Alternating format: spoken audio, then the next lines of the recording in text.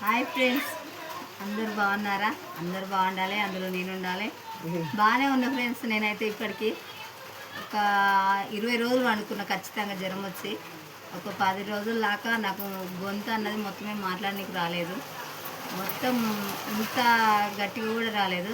అసలు నేను మాట్లాడి నాకే వినిపించలేదు. అంత విధానంగా జ్వరము, సర్ది, దగ్గు, విపరీతమైన దగ్గు. 2 రోజులు అయితే మొత్తం తక్కువ అయిపోయింది. 2 రోజులు అవుతుంది. మొన్నటి దాకా ఒకటే దగ్గు. అందుకనే నేనేం మాట్లాడలేకపోయినా. ఆ రీల్స్ యాక్టింగ్ చూసుకుంటా చేస్తా కానీ ఇక మాట్లాడలేకపోయినా. కానీ ఒకటి ఏంటంటే ఫస్ట్ స్టార్టింగ్లో నా బిడ్డ గురించి చెప్పినా కదా, టైలరింగ్ నా బిడ్డ ఇట్లా కుడుతుంది అట్లా కుడుతుంది అని అన్నీ చెప్పినాయి కదా. సో ఈరోజు ప్రత్యేకంగా బ్యాగులు కుట్టింది వాళ్ళ పిల్లలకని. ఇంకా 2 బ్యాగులు కుట్టింది. ఇక మరి గుండీలు పెట్టి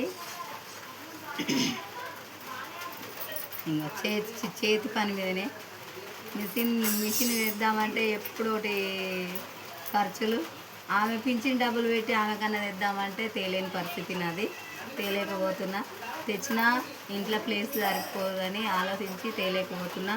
చిన్న మిషన్ అన్న కుట్టడానికి తెచ్చి అని అంటుంది కానీ అది కూడా లేదు, తేలేకపోతున్నా. అంత నాది పరిస్థితి, అందుకే తేలేకపోతున్నా నేను. ఇగో ఈ బ్యాగు కూడా ఇది. ఇగో ఎంత మంచిగా డ్రెస్ కట్ చేసి బ్యాగులు తయారు చేసింది. అది డ్రెస్సే, ఇది డ్రెస్సే. ఇగో ఇగో ఇలా లవ్ ఇది కూడా బట్టతో తయారు చేసి మళ్ళా ఏదో పెట్టి ఇది ఇట్లా తయారు చేసింది. దూది పెట్టింది అంటే ఇలా దూది పెట్టి తయారు చేసింది.